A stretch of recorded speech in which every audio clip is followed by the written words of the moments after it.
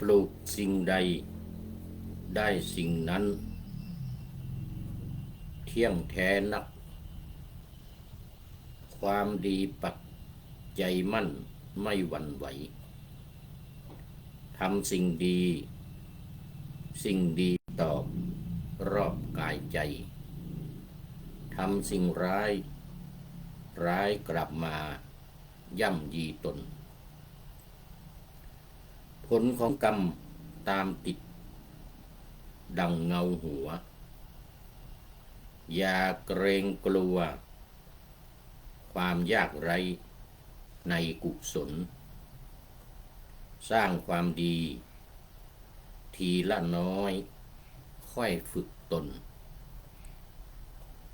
จะเพิ่มผลบุญญาบารมีขอถวายความน้อมน้อมแด่พระรัตนตรัยมีพระพุทธเจ้าเป็นต้น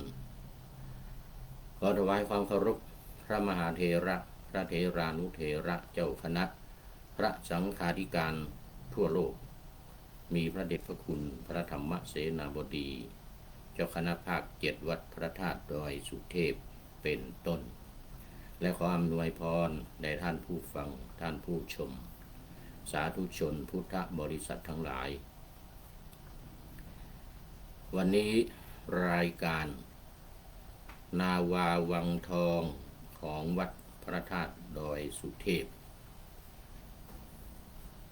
ระบบFM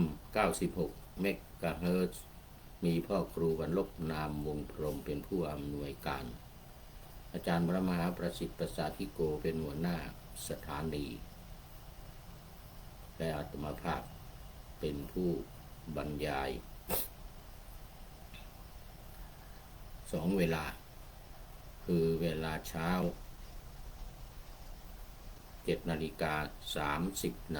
ถึง8 นาฬิกาเวลาบ่ายวันศุกร์เสาร์และอาทิตย์เวลาบ่ายโมงถึงบ่าย2 โมงวันศุกร์และวันเสาร์2 สถานีวิทยุเพื่อการศึกษาพระพุทธศาสนาและวัฒนธรรมวัดฝายหินตำบลสุเทพอำเภอเมืองจังหวัดเชียงใหม่มีพระครูสมุวิสุวัตรวรกิจโจเป็นผู้อำนวยการนำออกอากาศ4 วันคือวันพุธเวลา 17-18 นาฬิกาวันศุกร์และวันเสาร์เวลา 14-15 นาฬิกาและวันอาทิตย์เวลา 15-16 นาฬิกาสำหรับวันนี้ก็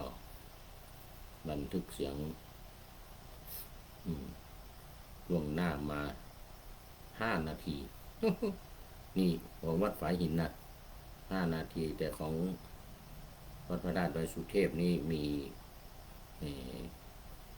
มาก่อนแล้วมีใบของวันอาทิตย์ที่แล้วก็ของวันพุธที่แล้วที่ออกของวัดฝายหินวันอาทิตย์กับวันพุธก็นำมาออกวันศุกร์กับวันเสาร์วันศุกร์ก็เอาของวันอาทิตย์วันเสาร์ก็เอาของวันพุธมาออกในรายการหรือที่ออกวัดฝายหินแล้ววันศุกร์เสาร์อาทิตย์มาได้หมดเลยมาออกของ วัดพระธาตุดอยสุเทพได้หมดเลยในภาคบ่ายนะแต่ของวัดฝายหินนั้นวันนี้ก่อนเวลา5 นาที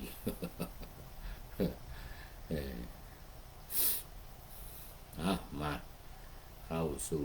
เนื้อหาสาระของรายการวันนี้ยังอยู่ในเรื่องเดิมคือ คุณลักษณะของความเป็นเถระวงเล็บเถระพานกับเถระบัณฑิต ตอนนี้ยังนำเสนอเถระบัณฑิตอยู่เถระพานยังไม่ได้นำเสนอมีเยอะเหมือนกันมีพระเทวทัตเป็นต้น ท่านอื่นๆก็มีอย่างฉัพพคีที่วัดเชตวัน6 รูปนี่ก็เป็นพระเถระพานทั้งนั้นทั้ง6 รูปเป็นเถระพานทั้งนั้น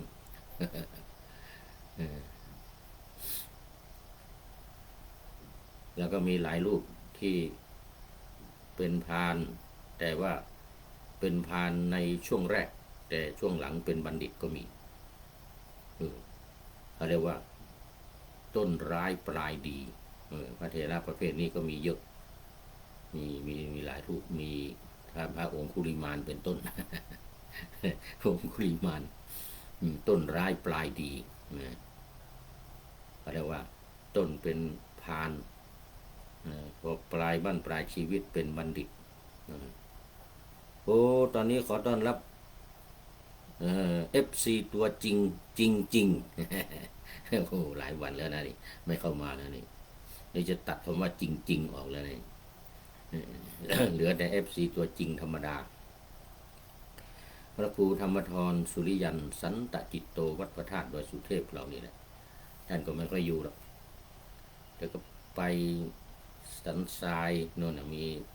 สถานปฏิบัติธรรมสันทรายหรือไม่ก็ลำปางอำเภอเถินบางทีก็ไปคลองสีนะแล้วบางทีก็ไปโน่นเพชรบุรีนู่น เป็นที่พักสงฆ์ของสาขาของวัดพระธาตุดอยสุเทพนี่มีเยอะมีหลายที่แล้วก็2-3 วันมานี้ก็เปิดใหม่อีกที่หนึ่งที่บางขุนนนท์ในกรุงเทพนะฝั่งธนบุรีกรุงเทพมหานครฝั่งธนบุรีท่านพระครูกราบนมัสการครับพระอาจารย์เหมือนกันนะช่วงนี้ยังไม่ได้ไปไหนเลยครับพระอาจารย์โอ้โหยังไม่ได้ไปไหนยังอยู่แต่ว่าก็มีงาน ไปพรมน้ำมนต์ พรมน้ำมนต์อยู่บนวิหารน้อยนะพรมน้ำมนต์อยู่บนวิหารน้อยต้อนรับญาติโยมแขกเรือญาติโยมที่มาสักการะบูชาพระบรมธาตุดอยสุเทพแล้วก็เข้าไปไหว้พระในวิหารต้อนรับขับสู้มัดมือใครต้องการจะมัดมือก็ไปที่วิหารน้อยแล้วก็พรมน้ำมนต์นะใครไม่มัดมือก็ไม่เป็นไรแต่เห็นมาถามเยอะนะเห็นมาถามที่วิหารหลวงนี่นะถามที่วิหารหลวงนี่ก็เลยชี้ไปวิหารน้อย บอกFC พระครูธรรมธรอยู่ที่โน่นนะนอนสุริยันแล้วก็หลวงพ่อพระครูใบดีกาประเสริฐปัสสันโนก็อยู่มัดมืออยู่โน่น หรือไม่ก็ท่านบอย ท่านบอยก็ช่วยกันอยู่โน่นมัดมือวิหารน้อย3 รูปวิหารหลวง3 รูปวิหารหลวง4 รูปนี่วิหารหลวงนี่วิหารหลวงนี่ก็มี2-3 ชั่วโมงแรกก็พูดนี่แล้วก็ตุลุงนงก็มาต่อตั้งแต่9 โมงถึง11 โมงท่านพระครูวัชรินทร์ก็มาต่ออีก11 โมงถึงบ่าย 3 โมงแล้วบ่าย 3 โมงถึง 2 ทุ่มครึ่งก็เป็นหน้าที่ของท่านสุริยาอาจารย์สุริยาโอ้ยาวเลยนะบ่าย 3 โมงถึง 2 ทุ่มครึ่ง ที่วิหารน้อยก็20:30เหมือนกันตอนเช้าก็เริ่ม7-8 โมงไปเหมือนกัน6 โมง7 โมงถึง20:30แต่นั่น3 รูปโอ้ช่วงนี้ยังไม่ได้ไปไหนเลยครับพระอาจารย์ในอดีตเมื่อกี้นี่นะเป็นตอนนี้ยังเป็นอาทิกัลยาณธรรมโม เป็นผู้มีธรรมอันงามในเบื้องต้นในแก่ศีลเดี๋ยวถ้าเลยจากนี้ไปเกินครึ่งรายการเกินครึ่งไปก็จะเป็นมัชเชกัลยาณธรรมโมเอาละตอนนี้ก็ได้เวลาแล้วจะต้องเข้ามาสู่เนื้อหาสาระของธรรมะในรายการวันนี้พระเถระพานกับเถระบัณฑิตและคุณลักษณะของพระเถระพานและพระเถระบัณฑิตวันนี้ยังเป็นบัณฑิตเพราะว่าเรื่องพระวัปปะยังไม่จบเมื่อวาน หมดเวลาไปซะก่อนคาถาของพระเถระพระวัปปะองค์ที่2ในปัญจวัคคีย์1โกนปัญญาโกนทัญญะ2ท่านพระวัปปะ3ท่านพระพัทธิยะ4ท่านพระมหานามะและที่5สุดท้ายพระอัสสชิอัสสชินี่5 รูปแรก5 รูปแรกที่บรรลุเป็นพระอรหันต์พร้อมกัน5 รูปในวันแรม5 ค่ำเดือน8หลังจากเข้าพรรษา5 วันพระองค์แสดงอนัตตลักษณสูตรก็เป็นบรรลุเป็นพระอรหันต์พร้อมกันเลยทั้ง5 รูปเรียกว่าเป็นปัญจวัคคีย์5 รูปเป็นพระอรหันต์พร้อมกันชุดแรกแต่โสดาบันไม่พร้อมนะโสดาบันเริ่มตั้งแต่วันขึ้น15 ค่ำโกนทัญญะพระโกนทัญญะได้โสดาบันแรม1 ค่ำพระวัปปะแรม2 ค่ำพระพัทธิยะแรม3 ค่ำมหานามะแรม4 ค่ำพระอัสสชิแรม5 ค่ำได้เป็นพระอรหันต์พร้อมกันทั้ง5 รูปเป็นชุดแรกเป็นอรหันตสาวกชุดแรกในพระพุทธศาสนาชุดแรกรวมเป็น6 รูปพร้อมกับพระพุทธเจ้าเป็นพระอรหันต์6 รูปต่อมาพระยัสสะพร้อมกับสหายอีก54เป็น55พระยัสสะก็พระพุทธองค์ก็แสดงอนุบุพพีกถาเป็นครั้งแรกในพระพุทธศาสนานะอนุบุพพีกถาเสร็จแล้วก็ตามด้วยอนัตตลักษณสูตรเป็นพระอรหันต์อีกเหมือนกันพระยัสสะลูกของนางสุชาดาพระยัสสะนี่ลูกของนางสุชาดานะที่ไปถวายข้าวมัทุปายาตพระพุทธเจ้าที่พุทธคยาที่วันก่อนวันจะตรัสรู้นางสุชาดาถวายข้าวมัทุปายาตเป็นแม่ของพระยัสสะพระยัสสะนี่ก็เป็นลูกคนแรกของนางสุชาดากับเศรษฐีเมืองพาราณสีเศรษฐีเมืองพาราณสีอยู่ที่แคว้นอะไรที่ผ้าดังผ้าไหมดังเดี๋ยวที่สารนาฏนี่มันเป็นตำบลนะสารนาฏนี่เป็นตำบลถ้าแคว้นเนี่ยเขาเรียกว่าแคว้นกาสีแคว้นกาสีเมืองพาราณสีแคว้นกาสีนี่มีผ้าไหมมี มีชื่อดังระดับโลกมีผ้าไหมกาสีแล้วก็ระดับโลกอย่างนี้เลยยกมือให้อย่างนี้เลย ผ้าไหมกาสีนี่นะใครได้ใส่ใครได้ซื้อใครได้ใช้ผ้าไหมของกาสีนี่ถือว่าสุดยอดราคาก็แพงไหมก็ผ้าไหมอย่างดีที่อื่นมีก็สู้ไม่ได้ในเรื่องของการถักการทอเนื้อผ้าสุดยอดแคว้นกาสีนั่นก็นางสุชาดามาจากเมืองอุลุเวลาตำบลอุลุเวลาเสนานิคมนะแล้วก็เมืองขยา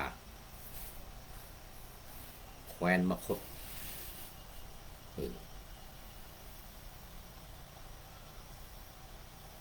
โอ้เมื่อกี้ว่าผิดไปแขวงกาสีนะกาสีเป็นแขวงแคว้นนี่คือแคว้นโกศลเมืองพาราณสีเมืองนี่สารนาฏนี่นะมันเป็นแคว้นโกศลหมดเลย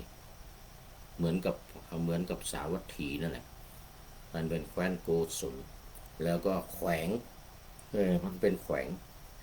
งนี่ก็คืออำเภอเท่าเทียบกับบ้านเรานี่นะแล้วก็เดี๋ยวแขวงเป็นตำบลสิตำบลแขวงนี่มันเป็นตำบลบ้านเรานะบ้านเราแขวงเป็นตำบล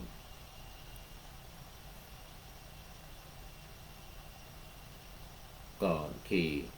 แต่ละที่แสดงพระธรรมเทศนามันเป็นแขวงสารนาฏตำบลสารนาฏกาสีก็เป็นตำบลเหมือนกันอยู่ในแคว้นนี่แคว้นนี่ใหญ่แคว้นโกศลเหมือนกับแคว้นมคธเนี่ยใหญ่โตมากแคว้นโกศลก็เนี่ยพาราณสีสาวัตถีกุสินาลงนาลาอะไรพวกนี้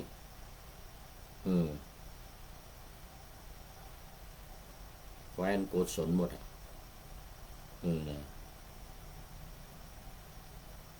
เหมือนกับนั่นนะอยู่ในแคว้นมคธอะไรไวสาลีนั้นอยู่ในแคว้นมคธนะแต่แคว้นโกศลนี่โอ้ใหญ่โตเมืองก็ใหญ่โตเมืองสาวัตถีอย่างนี้เมืองพาราณสีอย่างนี้โอ้โหใหญ่โตเศรษฐีมีเป็นหมื่นเศรษฐีนี่นะเป็นหมื่นโอ้ตอนนี้ขอต้อนรับพระเดชพระคุณหลวงพ่อสุทธิสงึมรำจากจังหวัดบุรีรัมย์ตอนนี้18 นาทีก็ยังเป็นอาทิกัลยาณธรรมโมพร้อมด้วยหัวใจสีชมพูอวยพรวันเกิดให้กับผู้พูดสาธุกราบขอบพระคุณหลวงพ่อเป็นอย่างยิ่ง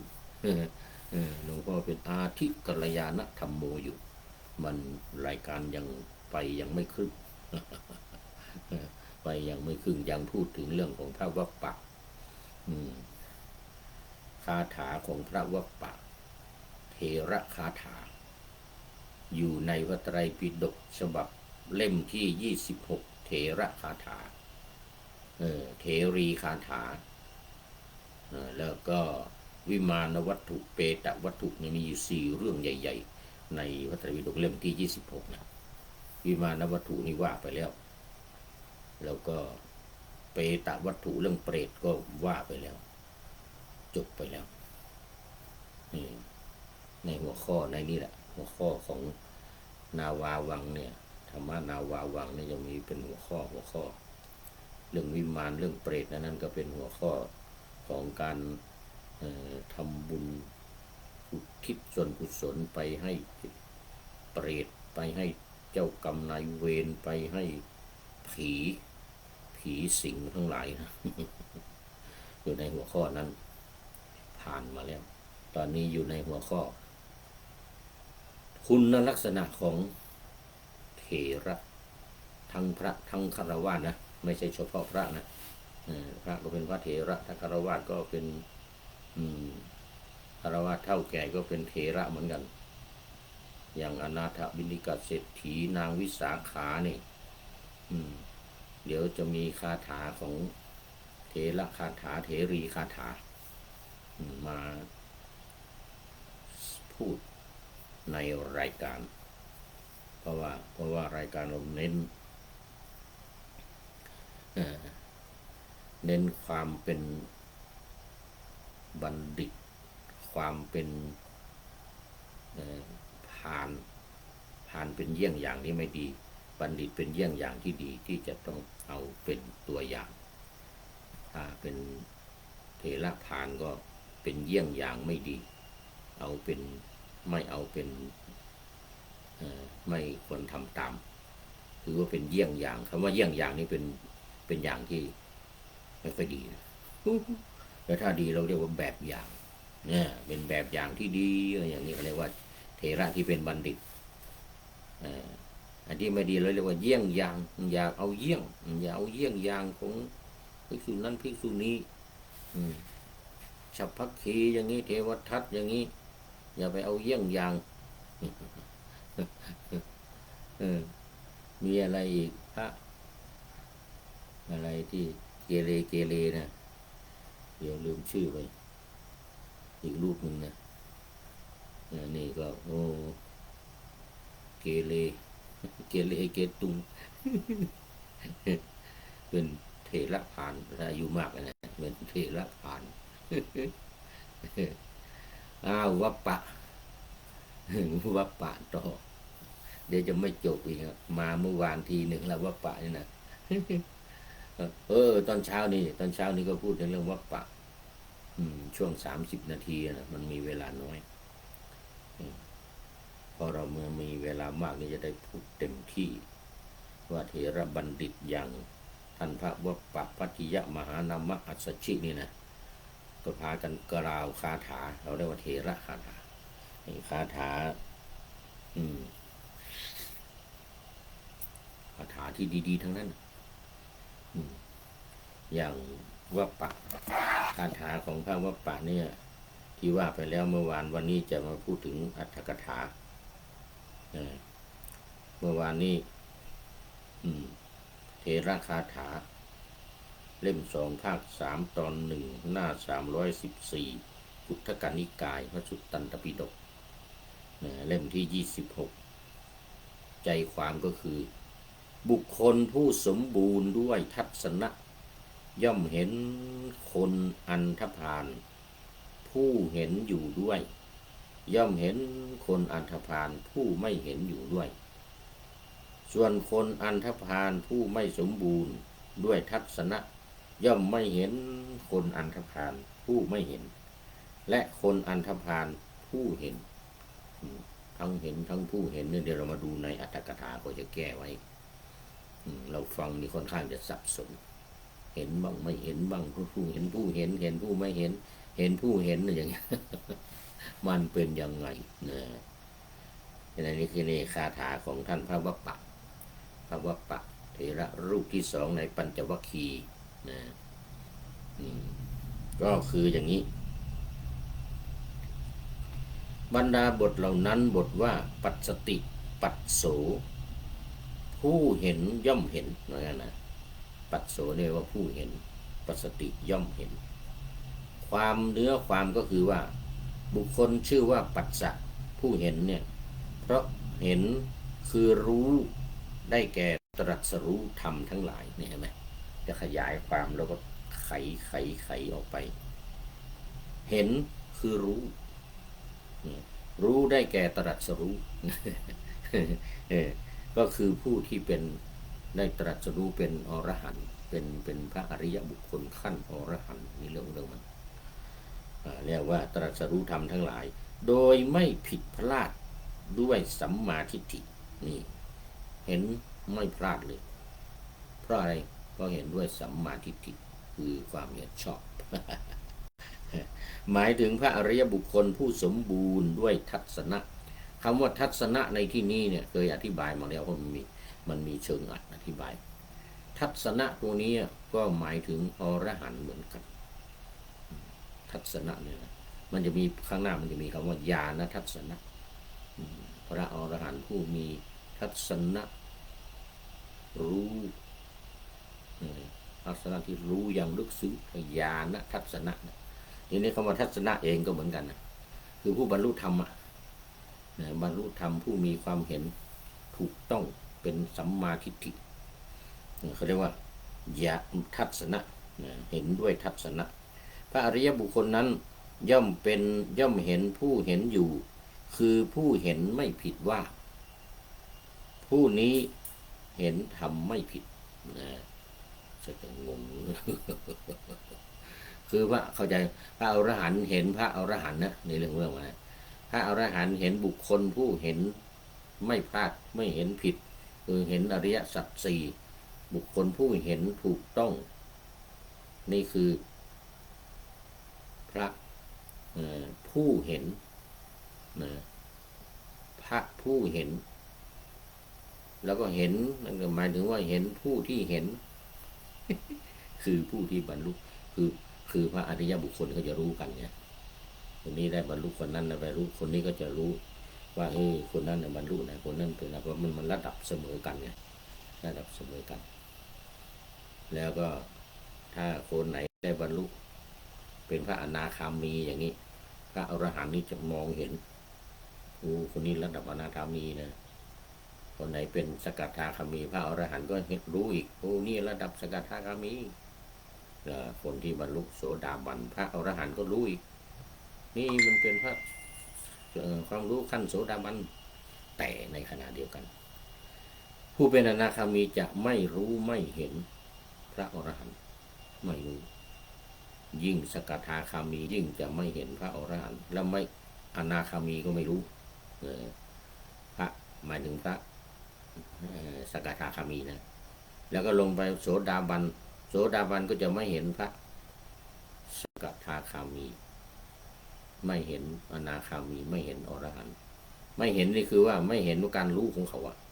การรู้ของเขารู้ระดับสกทาคามีอย่างเงี้ยเขารู้ระดับอนาคามีอย่างเงี้ยเขารู้ระดับอรหันต์อย่างเงี้ยคำว่ารู้นี่ก็ยังงงนะหมายถึงมรรคสกทาคามีมรรคอนาคามีมรรคอรหัตตมรรคนี่นะคำว่ารู้นี่นะแต่ว่าอรหัตผลสกทาคามีผลอนาคามีผลอรหัตผลนั่นคือหลุดพ้นแล้วคือได้บรรลุแล้วคือพ้นไปแล้วไม่ใช่แค่รู้ไม่ใช่แค่รู้แต่หลุดพ้นหรือละได้แล้วโสดาบันถึงอรหันต์รู้อะไรก็พูดอยู่บ่อยๆพูดอยู่บ่อยๆคงจะจำกันได้ก็คือโสดาบันก็รู้สกายทิฏฐิวิจิกิจฉาสีและพัตตปรมาสเนี่ยเบื้องต้น3ข้อของสังโยชน์รู้แล้วก็พอรู้แล้วก็เป็นที่ว่ารู้เนี่ยคือรู้เนี่ยได้แก่ตรัสรู้ก็หมายถึงว่าละได้รู้สกายทิฏฐิวิจิกิจฉาสีและพัตตปรมาสแล้วก็ละได้ด้วยไม่ยึดไม่ถือไม่ติดแล้วในตัวในตนนี้ในความสงสัยลังเลสงสัยก็ไม่มีแล้วแล้วก็ศีลพรตก็ไม่มีแล้วเรียกว่าศีลพัตตปรมาสวิจิกิจฉาความลังเลสงสัยแล้วก็ความเห็นว่าเป็นตัวเป็นตนสักกายทิฏฐิหมดอย่างนี้เรียกว่าผู้เห็นผู้เห็นผู้ที่เห็นหมายถึงว่าเห็นคนที่ได้ตรัสรู้คนที่ได้บรรลุลำดับลงมาคนที่ต่ำจะมองไม่เห็นนะโสดาบันนี่จะไม่เห็นสกทาคามีไม่ต้องพูดถึงอนาคามีหรืออรหันต์ไม่เห็นแต่ถ้าไปขั้นสกทาคามีก็จะเห็นโสดาบันเห็นผู้ที่บรรลุโสดาบันมีทัศนะญาณทัศนะ พระสกทามีนี่จะรู้ว่าพระโสดาบันเนี่ยเห็นไม่ผิดเห็นไม่ผิดยังไงเป็นญาณทัศนะเพราะว่าเห็นสกยทิฏฐิวิจิกิจฉาศีลพัตตปรมาสสามอย่างอันนี้เรียกว่าเห็นไม่ผิดพระสกทามีมองลงมาเห็นโสดาบันจะมองขึ้นไปอนาคามีไม่รู้นะไม่รู้ซึ่งพระองค์ทรงเปรียบเทียบเหมือนกับคนที่ยืนอยู่บนเชิงเขาก็มองขึ้นข้างบนไม่เห็นแต่คนที่อยู่บนยอดเขาย่อมจะมองเห็นคนที่อยู่เชิงเขาได้ฉันใดสกทาคามีก็เห็นโสดาบันฉันนั้นอนาคามีก็เห็นสกทาคามีเห็นโสดาบันฉันนั้นพระอรหันต์ก็เห็นสกทาคามีเห็นสกทาคามีเห็นอนาคามีสกทาคามีและอรหันต์และโสดาบันฉันนั้นเหมือนกันโสดาบันสกทาคามีอนาคามีมองไม่เห็นพระอรหันต์ฉันนั้นเหมือนกันนี่อย่างงงนะที่ว่าเพราะเห็นคือรู้ได้แก่ตรัสรู้ธรรมทั้งหลายโดยไม่ผิดพลาดด้วยสัมมาทิฏฐิอันนี้ตัวเองนะหมายถึงพระอริยบุคคลผู้สมบูรณ์ด้วยทัศนะก็คือบรรลุนิพพานพระอริยบุคคลนั้นย่อมเห็นผู้เห็นอยู่นี่แหละคราวนี้เห็นตามลำดับลงมาอย่างว่าเมื่อกี้เนี่ยย่อมเห็นผู้เห็นอยู่คือผู้เห็นไม่ผิดว่าผู้นี้เห็นธรรมไม่ผิดนี่คือย่อมรู้ธรรมสมควรแก่ธรรมด้วยปัญญาจักษุตามความเป็นจริงมิใช่เห็นเฉพาะผู้เห็นอยู่อย่างเดียวโดยที่แท้แล้วยังเห็นผู้ไม่เห็นอีกด้วยเห็นคนที่ไม่เห็นคือคนที่ไม่เห็นโสดาปฏิมรรคไม่บรรลุโสดาปฏิมรรคเนี่ยพระอรหันต์อนาคามีสกทาคามีโสดาบันเห็นคนนี้รู้คนนี้ว่ายังไม่ได้อะไร ยังไม่เห็นมรรคยังไม่เห็นผลอะไรแต่คนที่ไม่เห็นอะไรอย่างเราเนี่ยอย่างเราเนี่ยจะไปรู้ว่าคนนี้เป็นคนนี้เห็นถูกต้องไม่ได้คนนี้เห็นจักรยทิฏฐิวิจิกิจฉานะเป็นโสดาปฏิมรรคแล้วนี่ไม่ได้เพราะเราเป็นบุตุชนเรามองไม่เห็นเหมือนกับโสดาบันไม่เห็นสกทาคามีนั่นแหละสกทามีไม่เห็นอนาคามีเลยอนาคามีไม่เห็นอรหันต์อะไรเราเป็นบุตุชนก็ไม่เห็นอริยบุคคลแม้สักอย่างเดียวโสดาบันไม่เห็นไม่รู้ จะรู้ว่าพระโสดาบันเห็นไม่ผิดไม่ได้ไม่เห็นไม่รู้เพราะเรายังไม่เห็นไงแต่ถ้าเราเห็นสิสมมติว่าเราเห็นโสดาปฏิมรรคเราก็จะรู้ว่าคนนี้เห็นโสดาปฏิมรรคนะคนนี้เห็นไม่ผิดถ้าเราได้โสดาปฏิผลเราก็จะเห็นว่าคนเนี้ยได้โสดาปฏิผลเหมือนกันนะแล้วก็เห็นไม่ผิดนะอย่างเงี้ยมันก็เห็นต่อขึ้นไปอย่างนี้นะ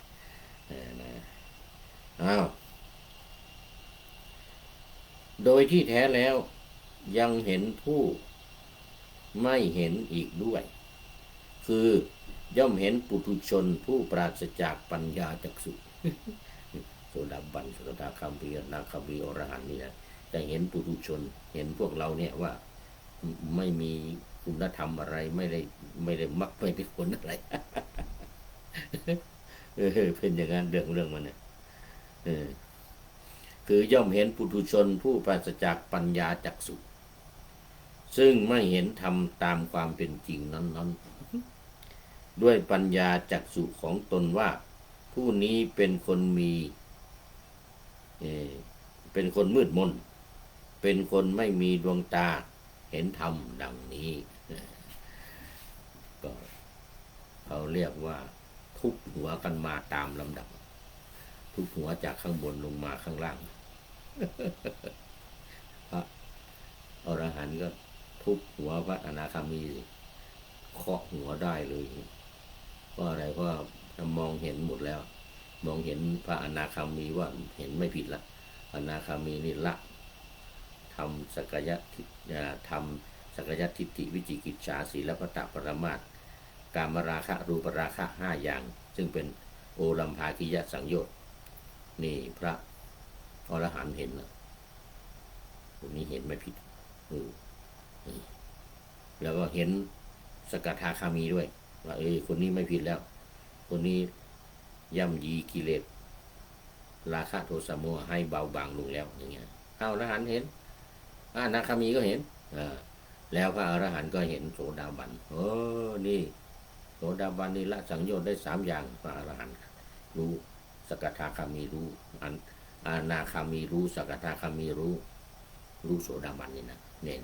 คืออย่างนี้ต่อกันมา คราวนี้เรียกว่ามีดวงตาเห็นธรรมนะบทว่าอปัสสันโตอปัสสันตังปัสสันตัจจะนะปัสสติอปัสสันโตนี่ก็คือผู้ไม่เห็นอปัสสันตังนะปัสสันติย่อมไม่เห็นอปัสสันตังผู้ไม่เห็นปัสสะสันตังและผู้เห็นคือเห็นทั้งผู้เห็นทั้งผู้ไม่เห็นในนี้บทว่าอปัสสันโตคือขอไปไม่เห็นว่าคนนั้นเห็นว่าคนนั้นไม่เห็นนี่เหมือนกับที่เห็นเมื่อกี้นั่นแหละผู้ไม่เห็นย่อมไม่เห็นทั้งผู้ไม่เห็นและผู้เห็น มันงงนะ แต่ก็ยังงงผู้ไม่เห็นในที่นี้ก็หมายถึงปุถุชนเหมือนเราทั้งหลายนี่แหละในเรื่องมันความว่าส่วนคนอันธพาลผู้ปราศจากปัญญาจักษุผู้ไม่เห็นย่อมไม่เห็นคนอันธพาลผู้เช่นนั้น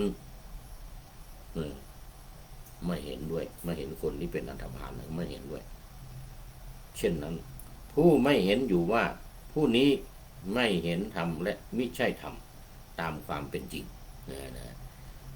ต่างคนต่างก็ไม่รู้กันไม่รู้ว่าคนเนี้ยก็ไม่รู้เหมือนกันไม่รู้คนเนี้ยไม่รู้ธรรมไม่ได้มรรคไม่ได้ผลอะไรไม่รู้ ไอ้ปุถุชนเหมือนเราทั้งหลายเนี่ยนะเราก็ไม่เห็นปุถุชนด้วยกัน ไม่เห็นไม่รู้ว่ามันได้หรือไม่ได้ไม่รู้ว่ามันเห็นหรือไม่เห็นเพราะอะไรเพราะเราก็ไม่รู้ไงเราไม่เห็น นี่เรื่องมันผู้นี้ไม่เห็นธรรมและมิใช่ธรรมตามความเป็นจริงคือไม่รู้ฉันใด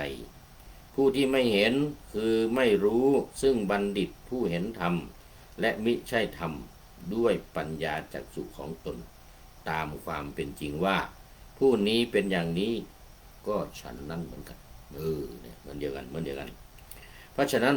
พระเถระจึงแสดงข้อปฏิบัติอันไม่ผิดของตนคือแสดงให้คนเห็นว่า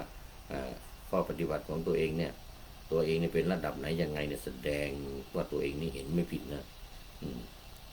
ในคาถาเมื่อกี้เนี่ยว่าปะคาถาเมื่อกี้นะ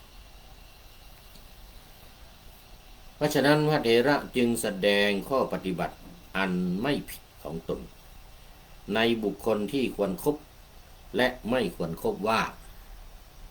แม้เราผู้ปราศจากทัศนะในการก่อนไม่เห็นพระผู้มีพระภาคเจ้าผู้ทรงเห็นอยู่ซึ่งไยยธรรมทั้งสิ้นเหมือนเห็นมะขามป้อมในมือและไม่เห็นศาสดาทั้ง6มีปูรณกัสสปะเป็นต้นผู้ไม่เห็นธรรมตามความเป็นจริงแต่บัดนี้เราเข้าถึงด้วยพุทธานุภาพซึ่งเห็นบุคคลทั้งสองฝ่ายตามความเป็นจริงดังนี้อันนี้สำหรับเรื่องของภาวะในแก้อัดหรืออัตถกถาพูดถึงเรื่องของคาถาของภาวะปะเนี่ยว่าบุคคลผู้สมบูรณ์ด้วยทัศนะย่อมเห็นคนอันธพาลผู้เห็นอยู่ด้วยย่อมเห็นคนอันธพาลผู้ไม่เห็นอยู่ด้วยเห็นทั้งสองอย่างเลยเพราะว่าตัวเองเป็นได้ญาณทัศนะแล้วส่วนคนพาล ผู้ไม่สมบูรณ์ด้วยทัศนะย่อมไม่เห็นคนอันธพาลผู้ไม่เห็นผู้เดียวกันและคนอันธพาลผู้เห็นก็ไม่เห็นเหมือนกันอันธพาลนั่นนะแต่ว่ามันจะเห็นหรือไม่เห็นเราไม่รู้นี่เรื่องของเรื่องมันอันนั้นใจความเนื้อความแก้เนื้อหาสาระของคาถาของท่านพระวัปปะเถระก็จบตอนนี้ตอนนี้มีผู้ใดเข้ามายังไม่มีเข้ามาใหม่ตอนนี้ครึ่งไปแล้วเกินครึ่งไปแล้วมัชเชกัลยานะธรรมโมแล้วแต่ว่า FG เรายังไม่เข้ามานะคุณจะงงเลยเนี่ยเห็นไม่เห็นไม่เห็นผู้เห็นเห็นผู้ไม่เห็นเห็นผู้ไม่เห็นไม่เห็นผู้ไม่เห็นผู้เห็นเห็นผู้เห็นผู้เห็นเห็นผู้ไม่เห็นงงฟังแล้วงงไปหมดนะต้องค่อยๆทำความเข้าใจนะตามขั้นตามตอนดังที่กล่าวมานี่นะเพราะฉะนั้นคาถาของท่านวัปปะถือว่าสุดยอดถือว่าสุดยอดนะมาพูดเรื่องนี้เนี่ยทำให้เราก็ตาสว่างเหมือนกันนะตาสว่างยังไงคือทำให้เราเนี่ยรู้ว่าพระอรหันต์เห็นพวกเราหมดตั้งแต่อนาคามีสกทาคามีโสดาบันและพวกปุถุชนทั้งหลายเนี่ยพระอรหันต์เห็นหมดนะพระพุทธเจ้าเห็นหมดนะอรหันตสาวกของพระพุทธเจ้าก็เห็นหมดเหมือนกันเพราะอะไรเขาอยู่ระดับสูงไงเหมือนที่พุทธองค์เปรียบเทียบไว้ว่าเหมือนคนที่อยู่บนยอดเขาอะมองลงไปข้างล่างเห็นหมดแต่อยู่ใกล้ๆนี่ก็เห็นเป็นระดับสันทเทียบก็คืออนาคามีนะไกลลงไปหน่อยอยู่ระหว่างภูเขาโน่นนะก็ยังเห็นอยู่เพราะตัวเองอยู่บนเนี่ยอยู่ที่สูงลงไปข้างล่างเชิงเขานู่นก็ยังเห็นก็เทียบเหมือนกับสกทาคามีหรือโสดาบันเพราะฉะนั้นในความหมายในคาถาของท่านพระวัปปะเนี่ยก็อย่างงงอย่างงงบุคคลผู้สมบูรณ์ด้วยทัศนะก็คือบรรลุเป็นพระอรหันต์แล้วมีทัศนะมีความเห็นที่ตรงแล้วเป็นสัมมาทิฏฐิแล้วเนี่ยนะก็เป็นอรหันต์แล้วเนี่ยนะย่อมเห็นเห็นคือรู้ได้แก่ตรัสรู้ธรรมทั้งหลายคือได้บรรลุก่อนตัวเองได้บรรลุก่อนได้เห็นก่อนได้บรรลุธรรมทั้งหลายก่อนธรรมทั้งหลายโดยไม่ผิดพลาดด้วยอะไรด้วยสัมมาทิฏฐิเพราะนั้นสัมมาทิฏฐิเนี่ยทำให้คนเห็นโดยไม่ผิดพลาดทั้งเห็นตัวเองทั้งเห็นคนอื่นว่าคนอื่นบรรลุหรือไม่บรรลุ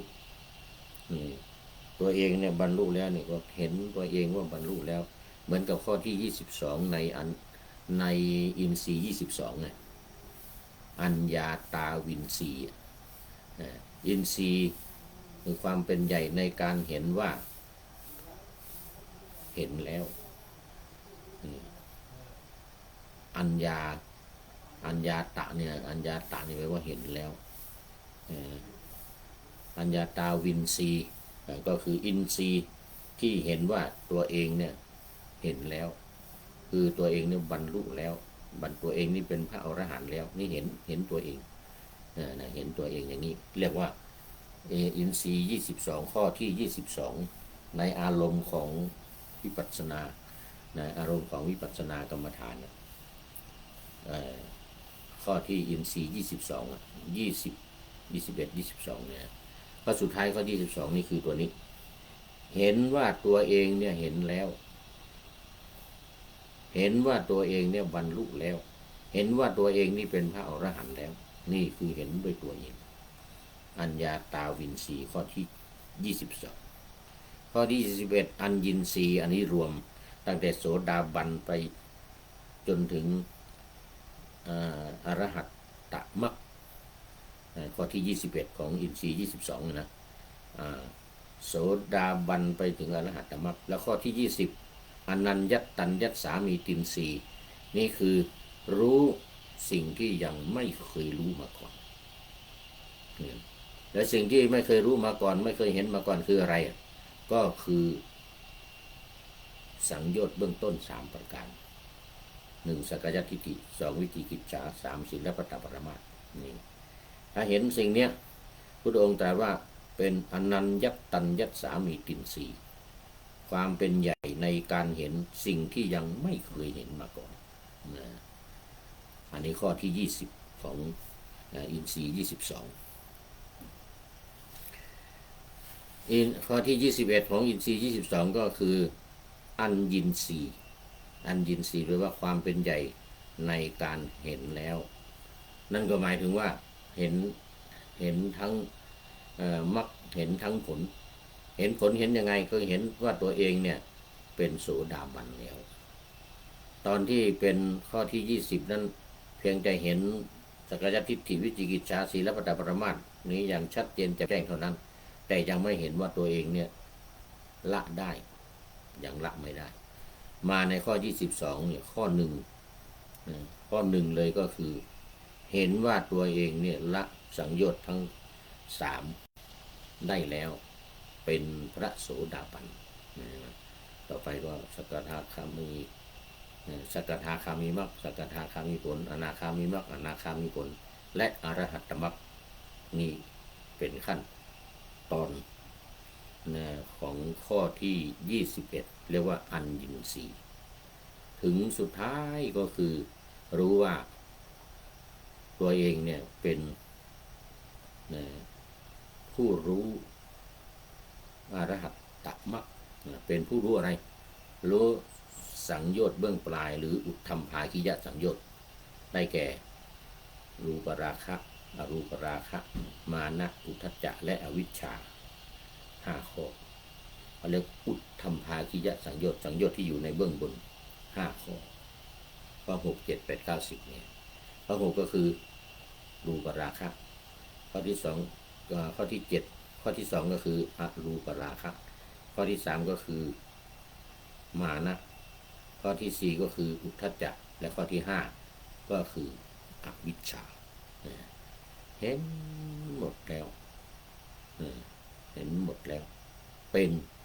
อรหัตตมรรคยังไม่เป็นอรหัตผลยังไม่เป็นพระอรหันต์ว่าอะไรเพราะเพียงแค่เห็นแค่รู้แต่ยังละไม่ได้เมื่อละไม่ได้ก็เป็นแค่อรหัตตมรรคอรหัตตมรรคเท่านั้นซึ่งเป็นข้อที่7ในบรรดาได้ทำทั้งหลายโลกุตละธรรม7ข้อตั้งแต่สักกายทิฏฐิวิจิกิจฉาศีลปตปรมาสรูปราคะเรื่อยๆกันกามราคะรูปรากามราคะที่4ปฏิฆะที่5ที่6รูปราคะที่7อรูปราคะที่8มานะข้อที่9อุทธัจจะข้อ10อวิชชาอันนี้คือต้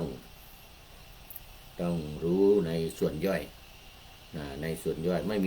ม่อยู่ในส่วนหลักก็จริงแต่ว่าในหนังสือนี่มันมีในส่วนย่อยนี่มันมีก็ต้องรู้หมดเหมือนกันต้องรู้หมดในบรรดาอรหัตตมรรคอรหัตตผลตั้งแต่โสดาเนี่ยโสดาปฏิมรรคโสดาปฏิผลสกทาคามีมรรคสกทาคามีผลอนาคามีมรรคอนาคามีผลนี่เรียกว่าโลกุตรธรรมมรรค4ผล4เมื่อแล้วรู้แล้วละแล้วก็เป็นนิพพานก็เป็นข้อที่9เรียกว่าโลกุตรธรรม9ประการดังนั้นวันนี้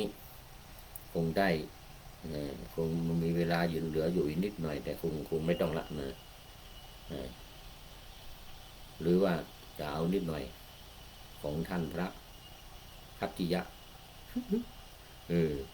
ข้อที่2วัปปะข้อที่รูปที่3เนี่ยพระพัทธิยะได้ดวงตาเห็นธรรมในวันแรม2 ค่ำพัทธิยะนี่แหละเสร็จแล้วก็5 ค่ำก็บรรลุเป็นพระอรหันต์พร้อมกันหมดทั้ง5 รูปปัญจวัคคีย์ทั้ง5 รูปเลยนะพระพัทธิยะเดียวกันดูพัทธิยะสักหน่อยก็ได้นะเริ่มต้นเอาไว้เพราะว่า เดี๋ยวเอ่อวันวันพรุ่งนี้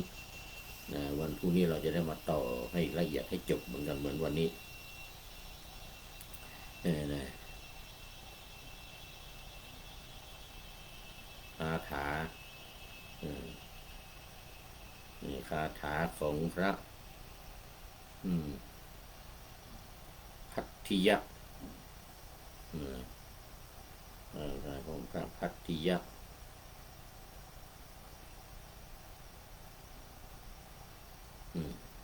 คาถาของพระพัทธิยะว่านี่หน่อยเพราะมีเวลาเหลืออยู่อีกประมาณ10 นาทีวันนี้จะต้องออกตรงเวลานะออกก่อนเวลา5 นาทีเพราะว่าเมื่อกี้นี้เริ่มเข้ามามันเหลืออีกห้านาทีมาดูคาถาของท่านพระพัทธิยะรูปที่3นะจำไว้นะโกณทัญญะรูปที่1วัปปะรูปที่2พัทธิยะรูปที่3คาถาของพระที่ไหนล่ะพัทธิยะอันนี้ทำไมมันเป็นละกุณตกะเถระพัทธิยะละชื่อเต็มนะชื่อเต็มละกุณตกะพัทธิยะเถระ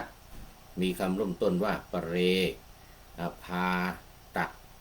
การาเมของพระศาสดาพระนามว่าโคตมะเรานี่เองนะ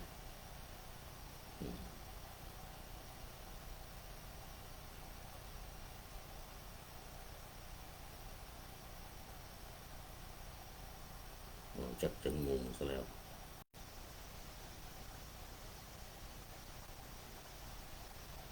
เดี๋ยวก่อนใจเย็นคาถาของท่านมีพระศาสดานามว่าโคตมะของเรานี่แหละศาสดานามว่าโคตมะดูก่อนยังงงอยู่ชื่อเต็มนะชื่อเต็มของพัทธิยะละกุณตกะพัทธิยะพระศาสดาตรัสธรรมบทพระคาถาที่81ละกุณตกะว่าคาถาของพระละกุณตกะเถระเนี่ยนะในพระสุตตันตปิฎกคุตกนิกายมาดูพัทธิยภิกขุอยู่ณอัมพาตการามอันเลอเลิศใกล้ไพรสนได้ถอนตัณหาพร้อมทั้งรากขึ้นแล้วเป็นผู้เจริญด้วยคุณมีศีลเป็นต้นเพ่งฌานอยู่ในไพรสนนั้นก็อยู่ในแคว้นมคธนะในแคว้นมคธแต่นอกเมืองราชคฤห์กามโภคีบุคคลบางพวกย่อมยินดีด้วยเสียงตะโพนเสียงพิณและบันดอกแต่ความยินดีของพวกเขานั้นไม่ประเสริฐไม่ประกอบด้วยประโยชน์ส่วนเรายินดีแล้วในคำสอนของพระพุทธเจ้ายินดีอยู่ที่โคนไม้อันนี้คาถาที่หนึ่งของท่านพระละกุณตกะพัทธิยะหรือสั้นๆก็คือเราเรียกกันว่าพระพัทธิยะในรูปที่3ถ้าพระพุทธเจ้าตัวไปคาถาที่2ถ้าพระพุทธเจ้าได้ประทานพรแก่เรารับพรนั้นแล้วถือเอากายคตาสติอันโลกทั้งปวงพึงเจริญเป็นนิจนี่คาถาที่2เดี๋ยววันพรุ่งนี้เราจะค่อยมาดูรายละเอียดมาดูอรรถกถาคำอธิบายเหล่านี้นะคาถาที่3ชนเราใดถือรูปร่างเราเป็นประมาณและถือเสียงเราเป็นประมาณชนเหล่านั้นตกอยู่ในอำนาจฉันทราคะย่อมไม่รู้จักเรานี่ว่า นี่เป็นคาถาที่สามต่อไปคาถาที่สี่คนพาลถูกกิเลสกั้นไว้รอบด้านย่อมไม่รู้ภายในทั้งไม่เห็นภายนอกย่อมลอยไปตามเสียงโฆษณา แม้บุคคลผู้เห็นผลภายนอกไม่รู้ภายในเห็นแต่ภายนอกก็ลอยไปตามเสียงโฆษณา นี่เป็นคาถาที่สี่ต่อไปสุดท้ายคาถาที่ห้าบอกว่าส่วนผู้ใดมีความเห็นไม่ถูกกั้นย่อมรู้ชัดทั้งภายในและเห็นแจ้งทั้งภายนอกผู้นั้นย่อมไม่ลอยไปตามเสียงโฆษณาเอาแต่เนื้อความไว้แค่นี้ก่อนเพราะว่าวันนี้ใกล้จะหมดเวลาแล้วก็เราจะมาดูเนื้อหาสาระคำอธิบายอรรถกถาแก้อธิบายให้เข้าใจในวันต่อไปในวันพรุ่งนี้เอาละโมทนาขอบคุณวันนี้หลวงพ่อสุทธิสงึมรำเข้ามาตั้งแต่อาทิกัลยาณธรรมโมแล้วก็ผ่านมามัชเชกัลยาณธรรมโมแล้วก็ตอนนี้เป็นปริโยสานกัลยาณธรรมโมทางสุดท้ายเลยเข้าสู่เส้นชัยของรายการวันนี้พระเดชพระคุณหลวงพ่อสุทธิสงึมรำจากจังหวัดบุรีรัมย์โมทนาเป็นอย่างยิ่งมาดูข้อคิดท้ายรายการเพราะว่าเราต้องออกก่อนเวลาหน่อยนะวันนี้เวลาหมดแล้วปลูกสิ่งใดได้สิ่งนั้นนี่จากใครนี่ไดอารี่สีน้ำเงินปลูกสิ่งใดได้สิ่งนั้นเที่ยงแท้นักความดีปักใจมั่นไม่หวั่นไหวทำสิ่งดีตอบรอบกายใจทำสิ่งร้ายกลับมาย่ำยีตนผลของกรรมตามติดดังเงาหัวอย่าเกรงกลัวความยากไร้ในกุศลสร้างความดีที่ละน้อยค่อยฝึกตนจะเพิ่มผลบุญญาบารมีขอเจริญพร